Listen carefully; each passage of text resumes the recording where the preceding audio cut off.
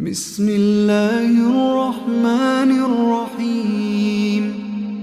عبس وتولى أن جاءه الأعمى وما يدريك لعله يزكى أو يذكر فتنفعه الذكرى. أما من استغنى فأنت له تصدى وما عليك ألا يزكى. وأما من جاءك يسعى وهو يخشى فأنت عنه تلهى. كلا إنها تذكرة فمن شاء ذكره في صحف مكرمة مرفوعة مطهرة بأيدي سفرة كرام بررة. قتل الإنسان ما أكفره من أي شيء خلقه من نطفة خلقه فقدره ثم السبيل يسره ثم أماته فأقبره ثم إذا شاء أنشره.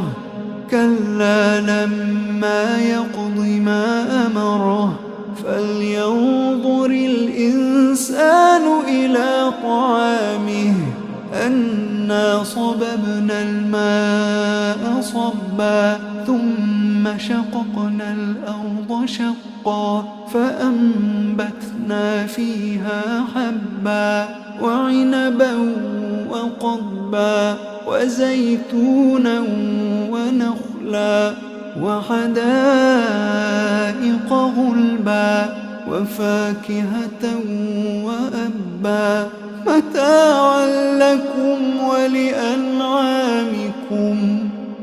فإذا جاءت الصاخة يوم يفر المرء من أخيه وأمه وأبيه وصاحبته وبنيه لكل امرئ منهم يومئذ شأن يغنيه. وجوه يومئذ مسفرة ضاحكة مستبشرة ووجوه يومئذ عليها غبرة ترهقها قترة. أولئك هم الكفرة الفجرة. أعوذ بالله من الشيطان الرجيم. بسم الله الرحمن الرحيم. يا أيها المزمل قم الليل إلا قليلا نصفه أو انقص منه قليلا أو زد عليه ورتل القرآن ترتيلا.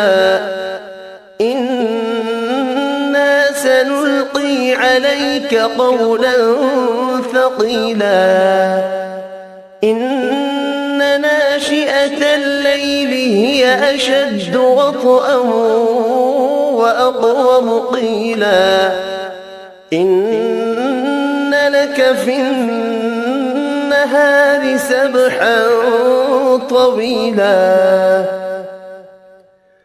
واذكر اسم ربك وتبتل إليه تبتيلا.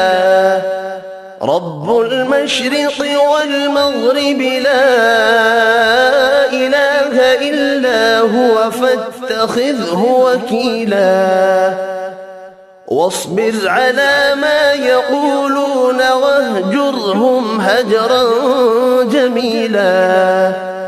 وذرني والمكذبين أولي النعمة ومهلهم قليلا إن لدينا أنكالا وجحيما وطعاما ذا غصة وعذابا أليما يوم ترجف الأرض والجبال وكانت الجبال كثيبا مهيلا إنا أرسلنا إليكم رسولا شاهدا عليكم كما أرسلنا إلى فرعون رسولا فعصى فرعون الرسول فأخذناه أخذا